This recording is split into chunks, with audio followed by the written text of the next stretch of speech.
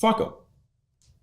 The snide comments at the thing say, oh yeah, he's got his little tea thing. Oh yeah, how's that going, little guy? But the thing is that everyone thinks about today, not forever. Yeah. And so like Shopify is celebrating their 10th year, but like 10 years, as much as that's a long time, it also isn't that long. To go from, what did you guys IPO at? $1 billion. So going from $1 billion to $150 billion in 10 years. Right. And so Microsoft was, 7 years from inception to their IPO and was also, so it took us 10 years to get to the billion from it, right? Like we were a snowboard shop. Yeah, right. We were a snowboard shop in Ottawa, Canada, above a buffet restaurant. Right.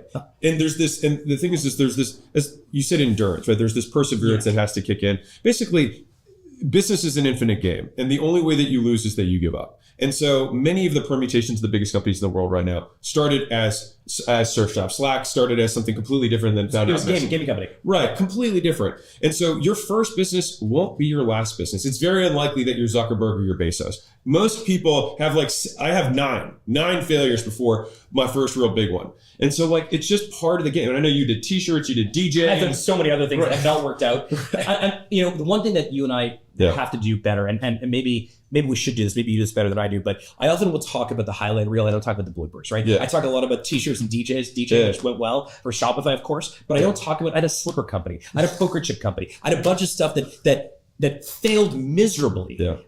But I didn't like this idea that you can just like have that endurance, that the next one has the same motivation as the previous one, I think works really well. And like, we are literally looking at, like, I pray at the altar of entrepreneurship, and this is the result of entrepreneurship. $2.8 million every single minute. This is not coming from this is the long tail of Shopify stores that are selling to 30 million unique shoppers. 30 million. That's almost the population of the entire country of Canada, where I come from.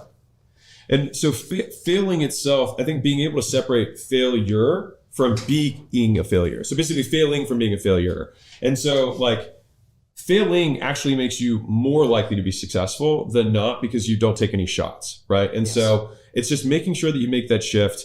And whether it's also at the higher level, whether it's a new product line. I mean, like we talk about specific businesses, but there's been products or features that you rolled out. You're like, oh, that was a disaster. Shipping. We had Shopify. Remember that. We bought a company for over $1 billion and ended up selling it for because we needed to get out of it. It didn't make sense for us. We sort of called these things like main quests and side quests. And we felt that shipping was a side quest. And eventually we said, we have to go back to our main quest. Yeah. And so we still make a lot of mistakes. But the key is that I'm not going to make that mistake twice. And I think you also have to read sort of the tea leaves in the environment. Like right now, if you're a publicly traded company,